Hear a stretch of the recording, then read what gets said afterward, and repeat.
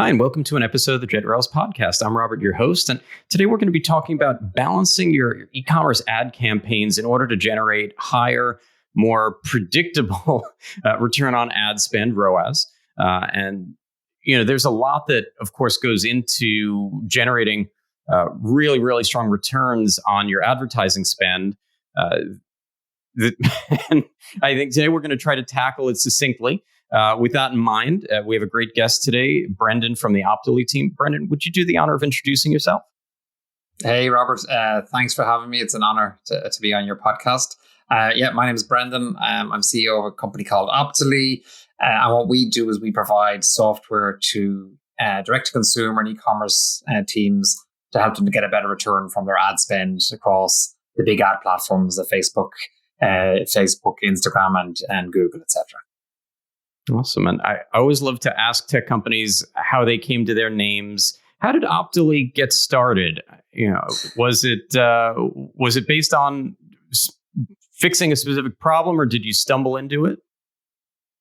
So the name is that's a fun kind of conversation, because it was trying to describe what we do, and myself and Keith, co-founder of the company, lots of conversations on a Friday afternoon into the evening, and kind of trying to explain what we do in a word. And for me, Optally is a state of being. So it's you're sitting back on a Friday afternoon and everything's working across your ad platforms. So you're thinking about if things are working optimally, and you're able to have a few beers. So I'm Irish, so it's always a focus on having beers on a Friday evening. Speaking of, so I should tell the audience that you've written a book, and so I had the pleasure of reading through this, accelerating e-commerce growth. And if I remember correctly, one of the co-founders in the company has a major background in rugby, and which got me thinking all about statistics. And whenever you think sports and data, they've become really much more synonymous than ever before. And so talking about, kicking back with a few pints, I can imagine there's probably some good games that your company gets to enjoy. Yeah, absolutely. So Kieran was captain of the Irish rugby team and the Lions, which is a kind of united British and Irish rugby team. And so he's a legend on this part of the world. Lots of conversations about rugby over pints of Guinness. So we fit all the stereotypes, I'm afraid, Robert.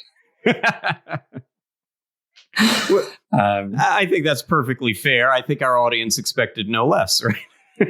yeah, exactly.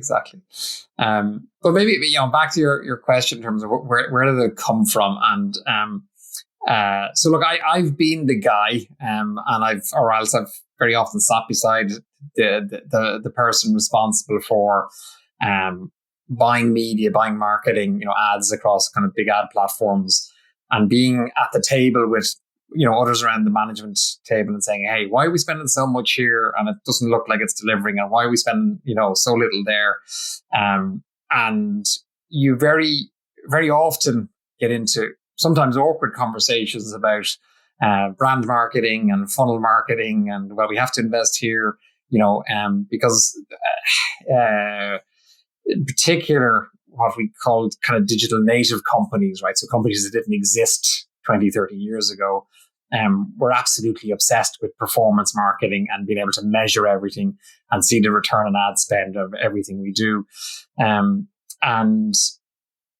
in order to talk to customers, right, to access your customers, you need to be advertising across multiple, what we now call walled gardens, because there is no data exchange between the Facebooks and the Googles and the Snapchats and the TikToks and the Pinterests, right? So, and all of that does is make our jobs harder as marketers, right? Because we're trying to tie the customer journey across all of these different touch points, and we're trying to make better decisions about where to spend not just our money, but where to put our effort in terms of our time, building out creative, etc.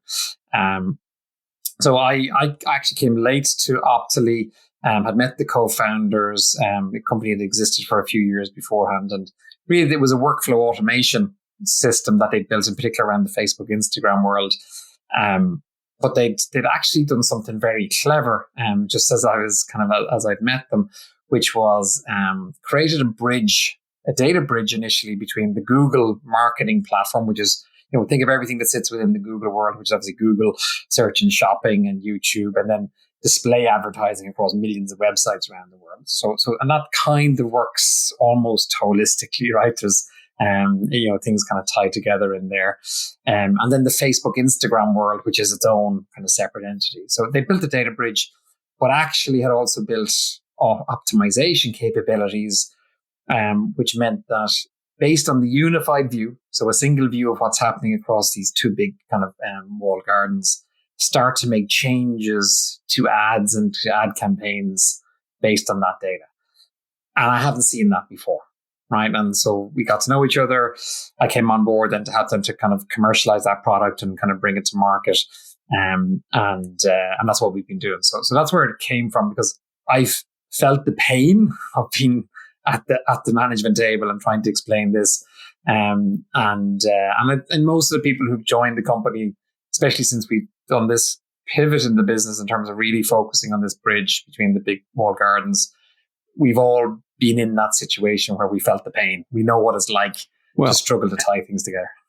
And, a lot of folks are using platforms like Google Analytics. And so they feel like they, at least at a high level, have interconnected data. But, one of the typical problems, and I enjoyed your take on it in the book, was dealing with attribution.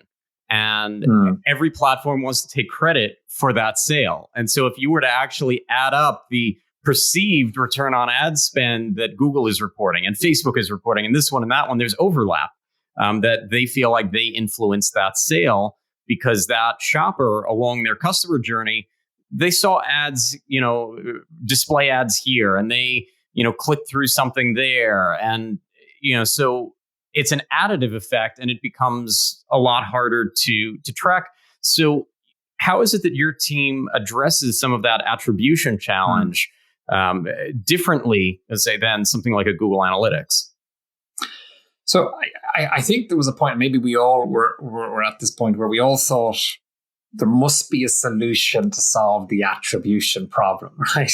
We need to get a single view of truth. It's actually, I'm going to say it's become impossible, right? I'm going to say it's going to become harder, but it's actually become impossible from an extent that, as the walled gardens, the walls has got bigger and thicker in each of these gardens, right? So aligning what happens in an ad platform. So think of, let's say, take Facebook and Instagram. So, people see ads or engage with ads in the platform. And that what we call view through conversion data, right? It's just not available to anyone else, right? To any other platform, any other attribution solution. So actually trying to solve that conundrum is actually impossible, right? To really get that unified view.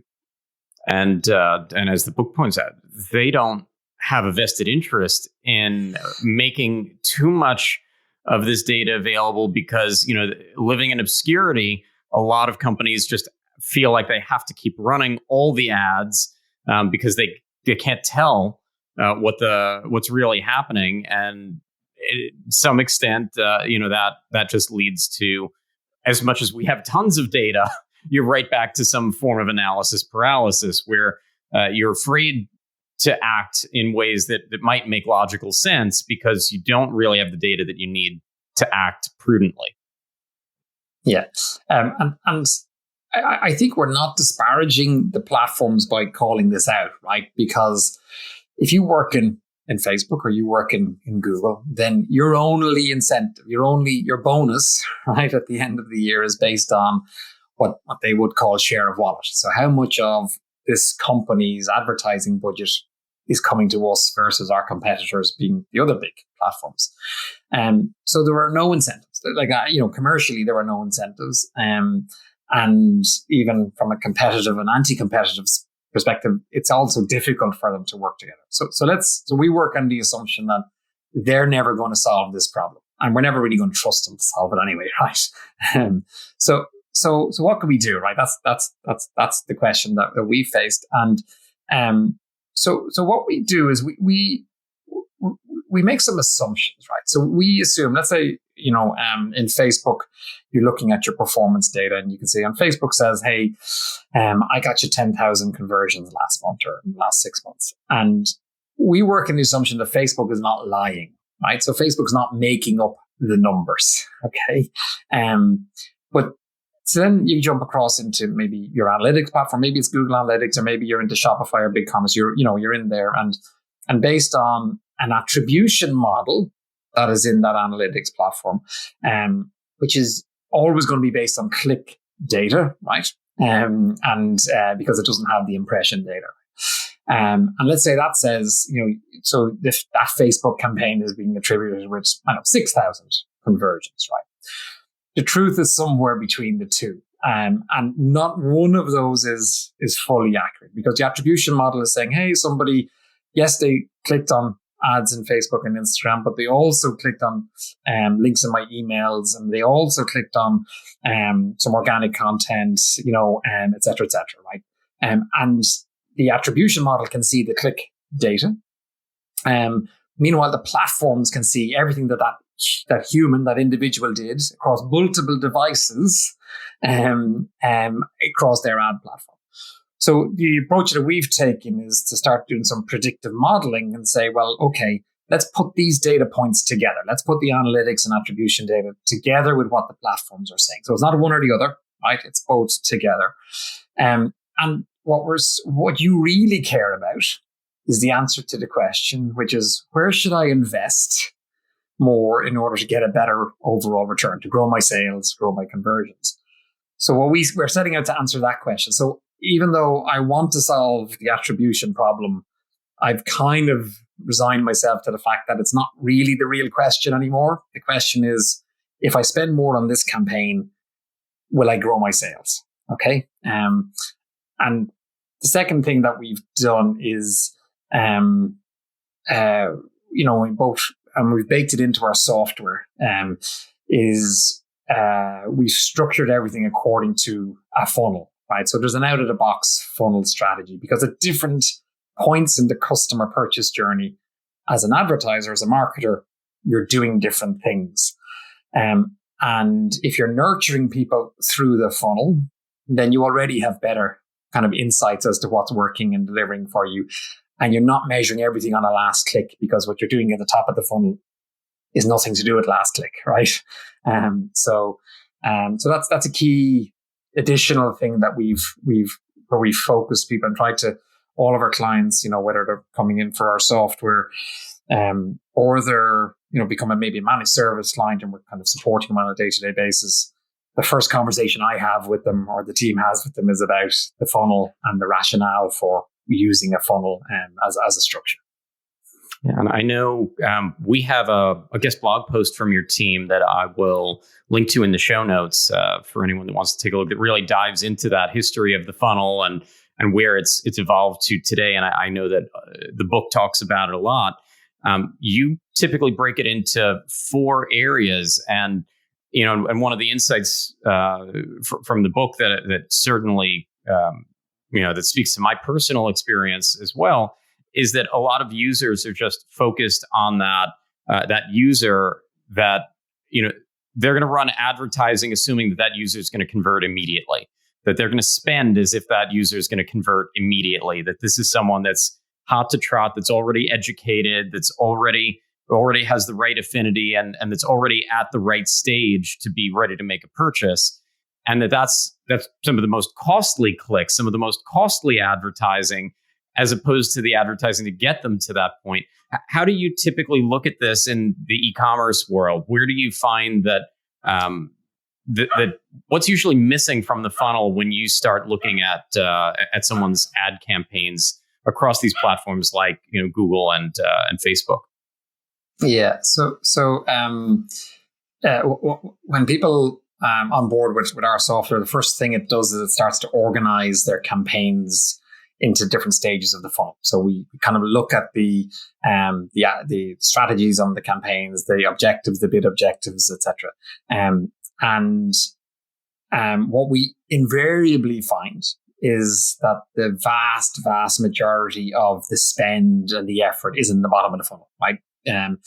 Because it's great. We can get started very easily. We can spin up some smart shopping campaigns, and we can do some dynamic product ads in Facebook and Instagram, etc., and get our catalogs, sweating our catalogs from the bottom of the funnel.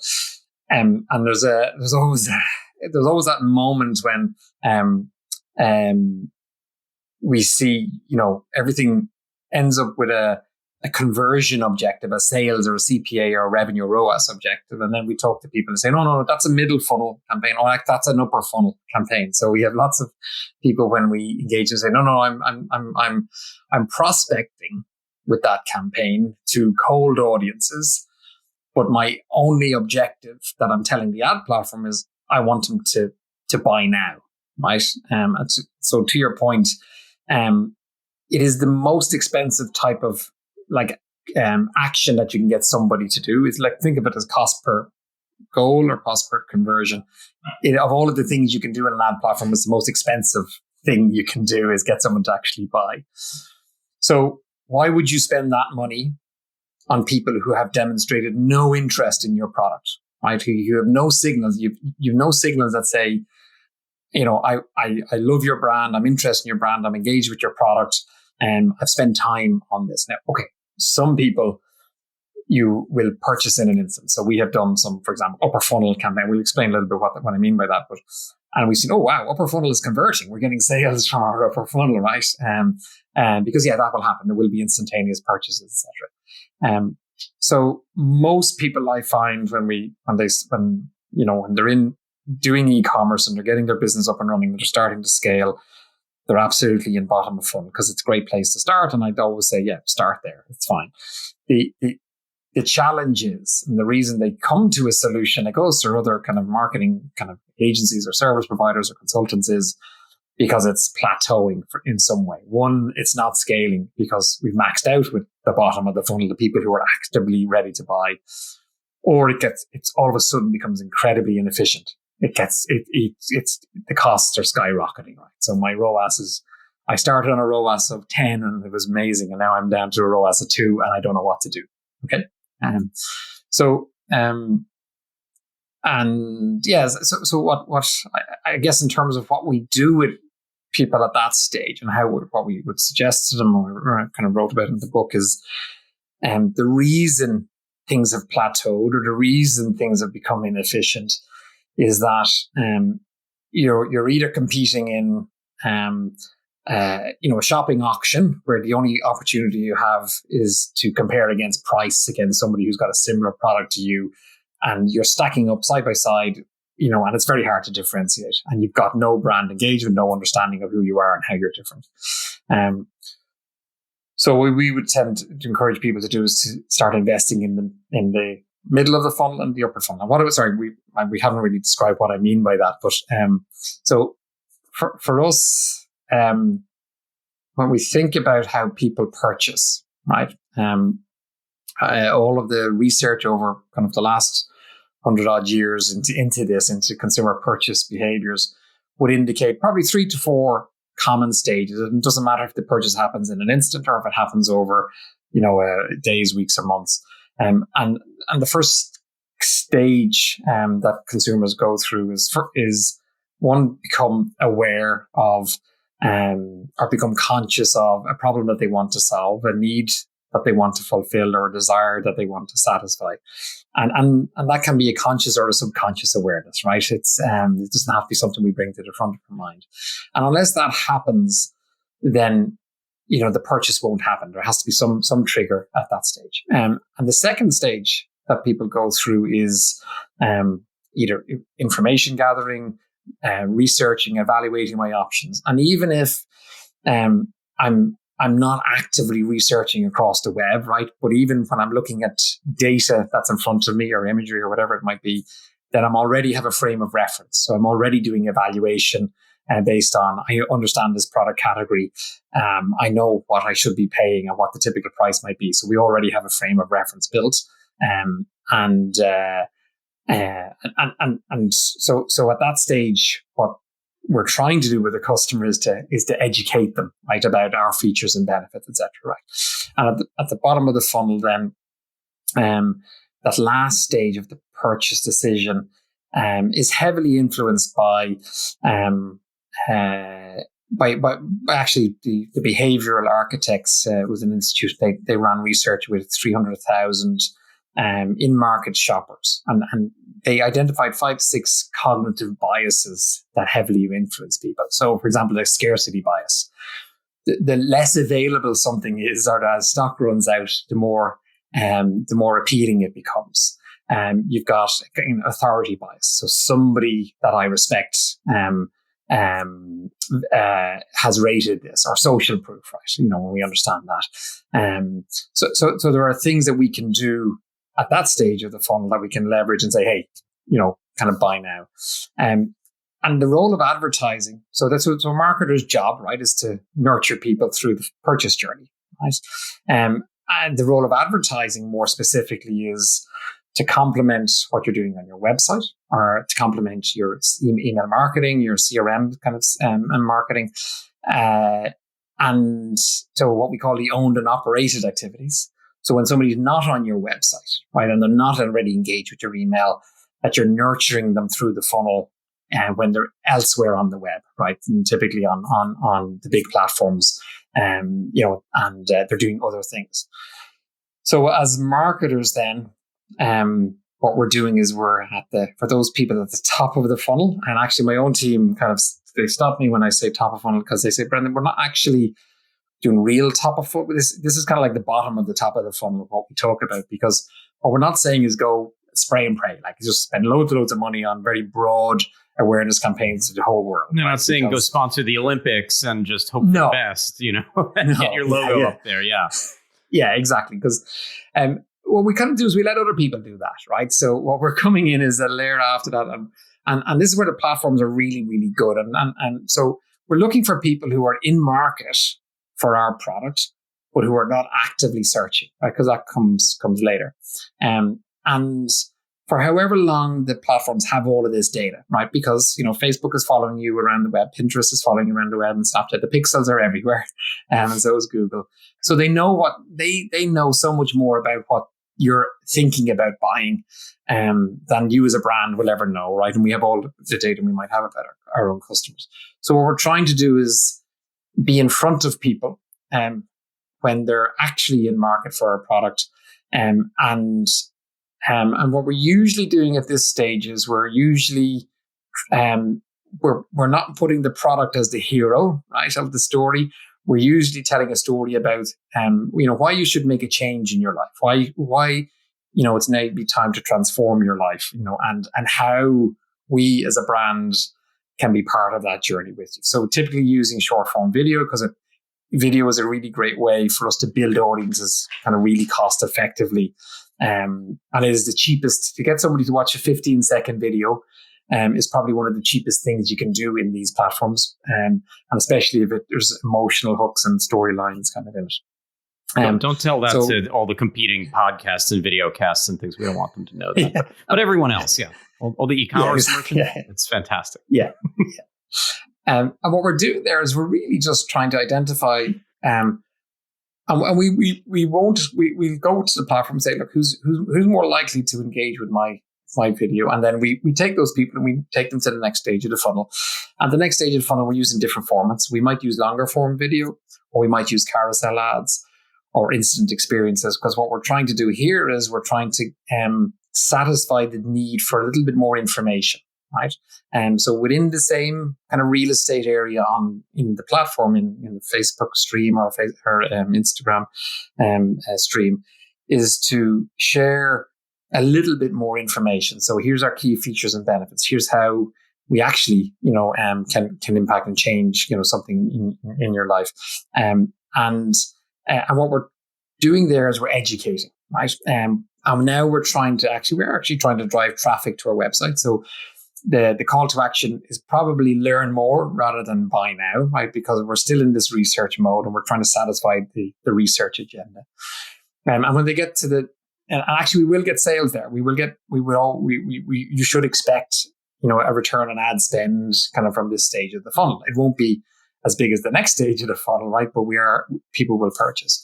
But at what we call the bottom of the funnel, then we're talking to people who have the demonstrated high purchase intent. Maybe they're actively searching in search engines, and they've interacted with our website. Maybe they've added a product to the shopping basket, but kind of not completed the purchase.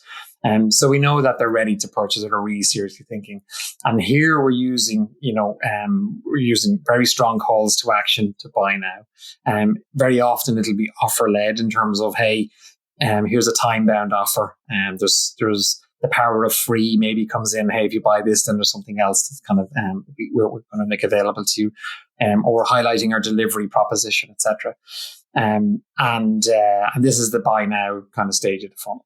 The other thing we do here is, which is, if you like, the fourth kind of step, which is, all of our existing customers who we have so much data about. We know when they're likely to make their next purchase. We know if they've purchased or if they've, what's the recency and frequency.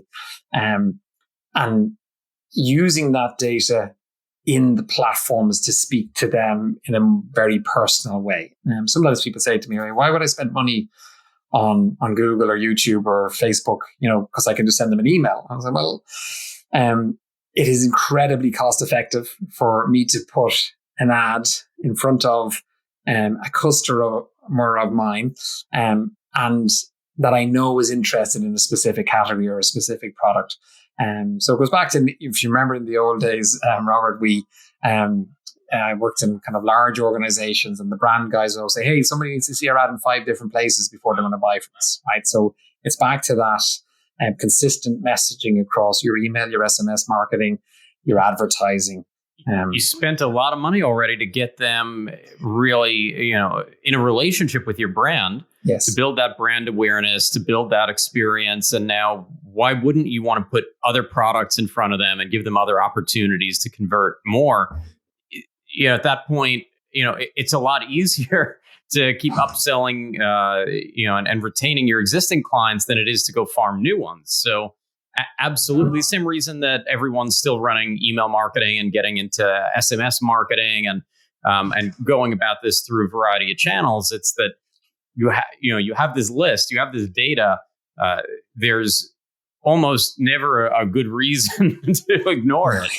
And so far, you've got a pretty detailed overview of, let's break apart these campaigns based upon what they should really be targeting, and let's also make sure that we're getting these different areas of the funnel filled, so that ultimately you can get those people that are really going to convert at the bottom of the funnel, so that you keep filling it from the top down, and it really builds that cycle of purchasing. Are there times where, because budgets are limited, that you find that there are a couple of areas that really just, those have to always be there, by and large, with rare exception, and the others are more ideal, but maybe not deal breakers quite as often? Yeah, the obvious thing to do is to make sure that you're sweating your catalog, right? So, and what I mean by that is that it's your biggest, one of your biggest assets, right? In terms of, it's something that is probably unique to you. And most of the platforms, with a couple of notable exceptions, enable you to integrate your catalog in there, right? So, Google Merchant Center, Facebook kind of product catalogs, Snapchat, even YouTube now is able to kind of do it, facilitating getting your catalog in there. Twitter doesn't, right? Which is weird, and TikTok is getting there, etc. Right? So, because if you're e-commerce, then bringing your catalog in and maybe overlaying it with some of the other creative options. So, for example, collection ads is a term that Facebook uses, which is you're combining video, the storyline with your product catalog. Here's my catalog, and you can click to buy this specific product maybe that you see in the video.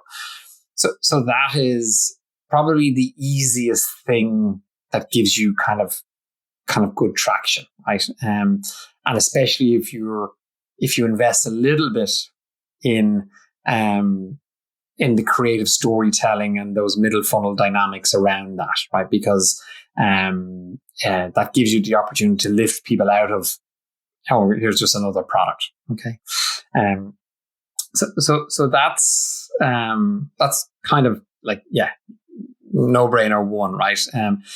The second thing to do, and it's probably around audiences, right, is I'm increasingly seeing, the more sophisticated e-commerce brands, they're integrating their CRM kind of segments back into the ad platforms, right? So making sure you tick all the privacy and consent boxes, right? But is that when your richest data, is the data you have on your customers, and who's bought from you recently, what kinds of products they bought, and who hasn't bought from you, right?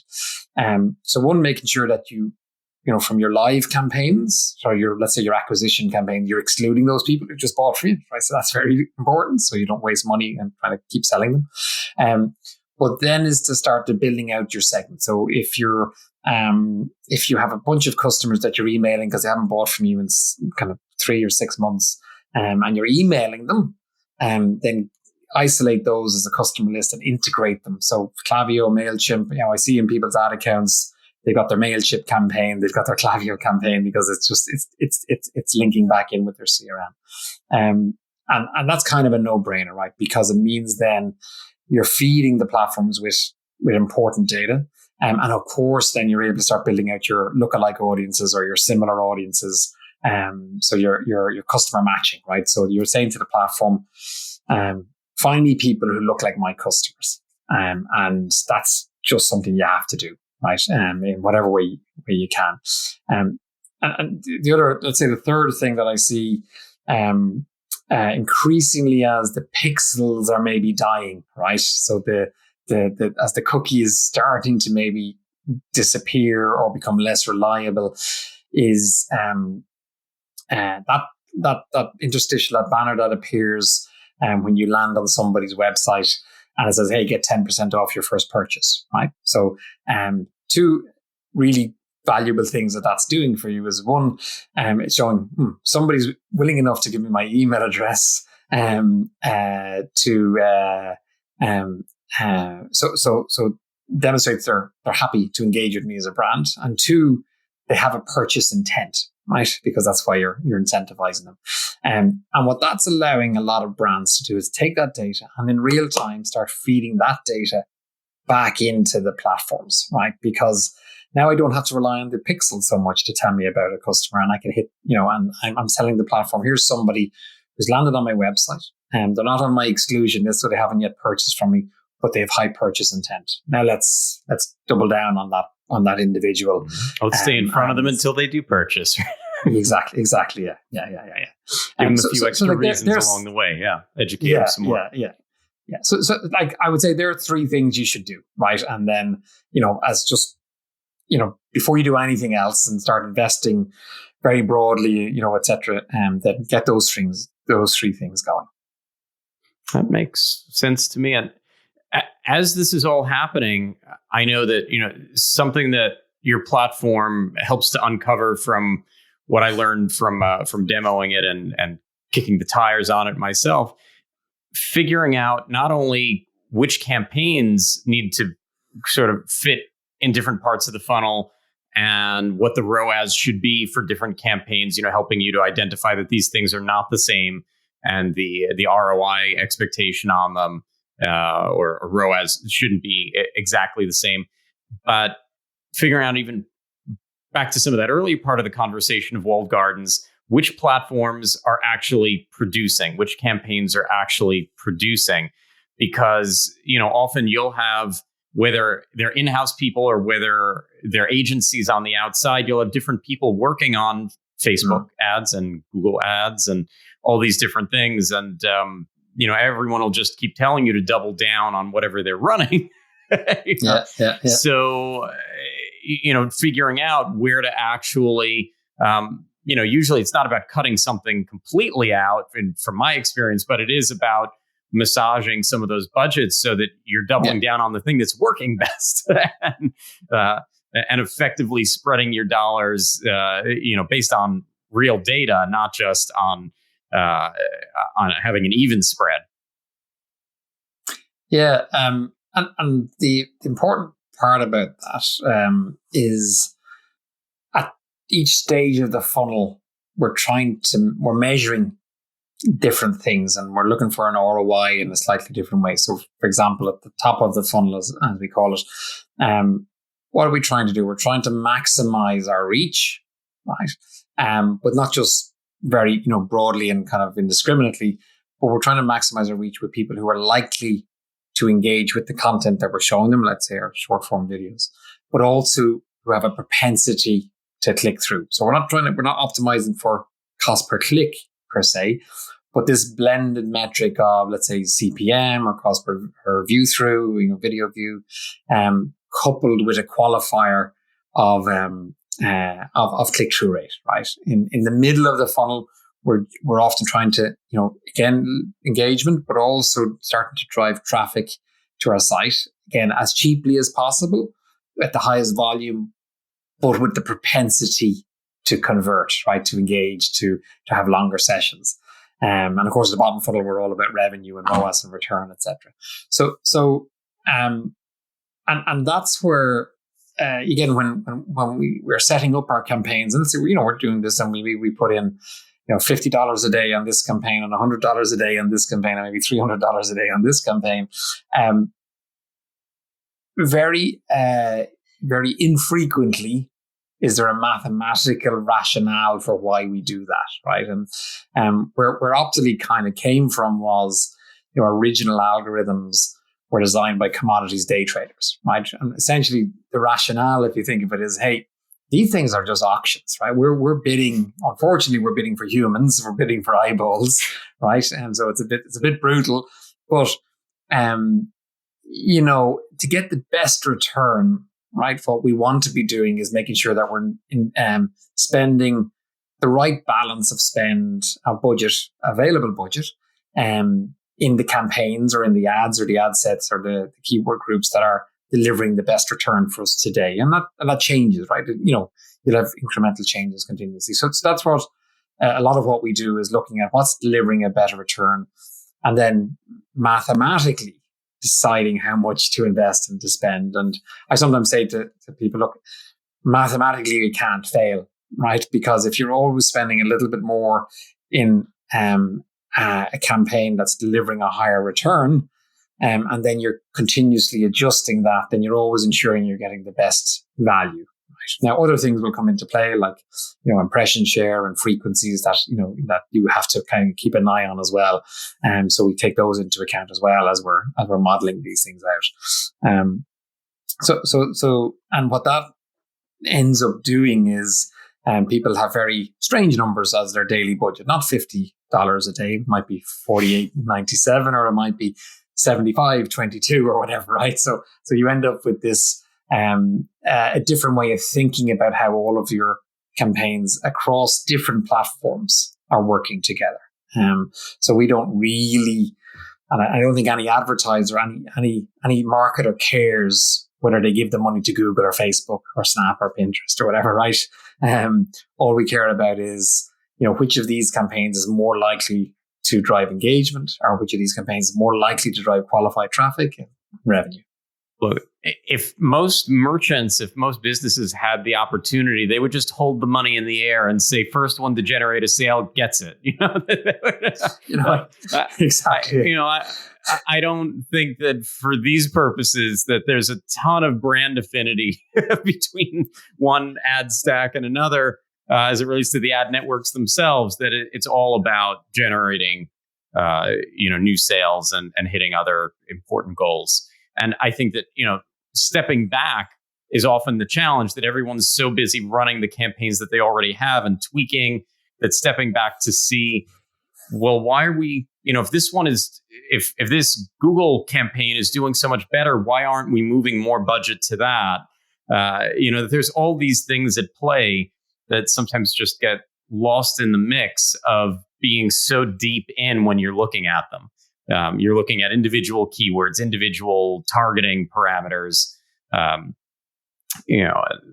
So yeah, that's a big I think part another of the challenge. piece. Yeah, I think a piece there as well is a little bit how we structure ourselves internally, right, in our businesses, or maybe how we have our agencies, our consultancies working together is, in principle, this is hard, right? But nobody should be incentivized for you to spend more in any particular place, right? So, sometimes, even within agencies, right, the paid social team is competing with the PPC team for relevance, right? Hey, we got bigger budgets than you guys, and that can happen within organizations as well. Hey, I'm the Google guy and you're the Facebook person, and I want to be spending more. So we kind of need to culturally kind of decouple all of that, right? So because ultimately, as a business, as an organization trying to grow, yeah, it's not relevant now. Unfortunately, the platforms don't play nicely together. They don't look like each other. So actually, you probably end up with different people who have different skills, and some are good at Facebook, some are good at Google, etc. So it's hard, and I don't have an easy solution for that, right? Ideally, there's someone involved on a higher level, whether in the organization or a consultant outside, or someone at an agency that's helping to oversee more in a more broad optimization capacity, more broad account management capacity is helping to steer that. I know that in my agency days, I used to, I don't know, enjoy wouldn't necessarily be the right word, but I'd run into these situations where I would have to say to someone, they came to our doorstep looking for SEO, and I'd have to tell them, look, we can do that. And actually, as an agency, because that's our labor as opposed to ad spend, where most of the money is going to the ad network, that'll be more profitable for us. I would love nothing more than to sign you up for that today. However, I think that based on your goals, you're looking for fast ROI. You want to start getting clicks immediately. You want to start generating data, start getting sales immediately. That I think we should be starting out together on, let's say in a particular case, Google Ads. And we're going to get the data that we need a lot faster to identify what are the right target markets, what are the right keywords, what is going to move the funnel. And as we get more and more of that data, it can inform what we do in other ad networks. And at the same time, if you talk to anyone, that's going to help you invest for retirement or such, or just, wealth management, they're going to tell you about putting money in different buckets. And, you should have your, this, that, and the other thing, for rainy days or for, for immediate access. And in case this market goes south or hedge your bets in different ways. That all makes sense. But depending on the budget somebody came in with, I'd say, let's start with the Google ads and get some data before we start trying to spread thin, where you're paying for both, clicks and management for 6 ad platforms. Maybe start with 1 or 2, and then we'll take that in a few weeks, we'll evaluate together. We'll take that forward, but we'll start with the ones that we think, based on our historical experience, are going to have the best ROI for you. It's very hard to split everything evenly across the board, give everything the same equal attention, and expect the same equal results everywhere. You have to hypothesize. You have to, jump in the water at some point, even if it's a little cold, and get going. Can't just dip your toe in forever. But yeah, it's. I think that there are a lot of challenges that are faced in just identifying that right direction for these, when it's time to branch out into a new platform, when it's time to spin up new campaigns and not just stick to what you have. And even like you said, there are always new things happening. So, as platforms allow for things like commingling your products and video, well, now it's, and early adopters, while not everything always works out in tech. I mean, even, the biggest companies like Google have plenty of failures that people forget quickly, but lots of products and services that don't work out as intended. But I think that equally, by getting to something earlier, look, when SEO was new, it was easy to rank. There was limited competition. People could rake in the money. When Google Ads were new, there were limited numbers of people that were competing for ads. And it's as you mentioned, it's an auction system. So the more people bidding against each other, the more you're spending per whatever the metric is, clicks or impressions or and so this is all challenging. So when you get some of these new opportunities, even though there can be a little bit of extra work to be an early adopter, it can be a really great place to be. Get some of those cheap clicks, figure it out early and sort of own that vertical a bit, on that campaign style within your ecosystem for a while, within your range of competitors. Yeah, and I think to that point, a lot of the smaller or newer platforms do provide great opportunities for getting good value for money, right? Because they're not as hot in terms of the auction. The audiences are not as saturated maybe with ads or, so we see more and more brands are having experimentation budgets, maybe 5-10% of the overall budget.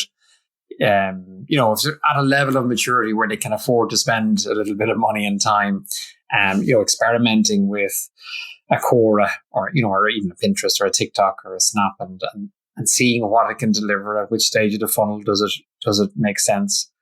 And I guess the lesson in all of that is to ensure that if you're doing it, you're conscious that it might be good at a particular stage of the funnel.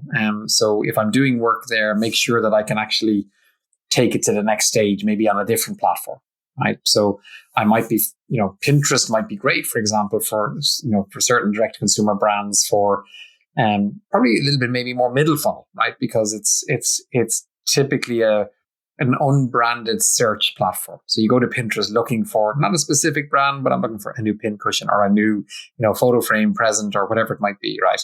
And so you're looking for ideas, right, or around fashion or clothing. So engage with people there, highlight how you're different, and then ensuring that you have you're driving to your website or you've got the pixels installed so that you can then remarket to them on other platforms, right? So because Pinterest might be great right through the funnel, right? But if you can bring them into your overall funnel ecosystem, then that's a great way to leverage these new platforms.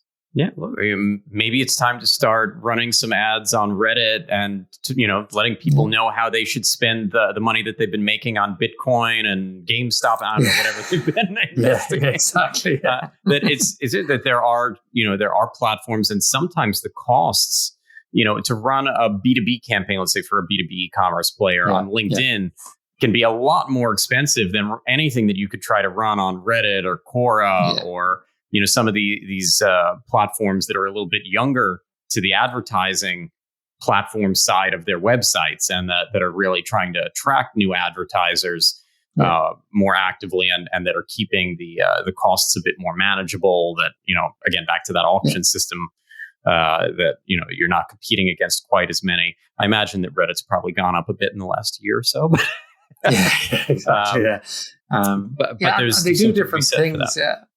Yeah, they do different things because, take Quora or Reddit and discussion forums, etc. So Reddit's you might have smaller audiences, but what you might find is kind of far more intentful audiences, right? Because they're asking a specific question or discussing a particular topic that is highly relevant to you. So they're not certainly as large as the big platforms we talk about, right? So, but if your product is maybe niche or interesting or is appealing to a niche kind of segment of the market, then you definitely shouldn't discount some of these platforms. Yeah, well, Brendan, I think we've given people a lot to chew on. Before we wrap up for the day, any final thoughts or pontifications? Anything before you go grab a Guinness and I go grab a Smithix and we wrap it for the day? Yeah, no, look, really enjoyed the conversation, Robert. What I'd say to people is invest in those upper stages of the funnel, because what you find time and again is that the lower funnel dynamics become much better, because you're now starting to own your customer right through the purchase journey. So you might feel that I'm going to spend money and I'm not going to get an immediate ROI from it, but you will in the medium to long term. It'll your bottom funnel gets far more efficient. So start kind of stretching into those next stages of the funnel. It'll pay off. Awesome. Well, I really appreciate you joining for this episode today. For anyone that's interested in the book, I'll make sure that we've got a note in the show notes so that you can find that and order your copy. And to our listeners and viewers, as always, stay safe, stay healthy, happy selling, and we'll have more great content like this for you in the very near future.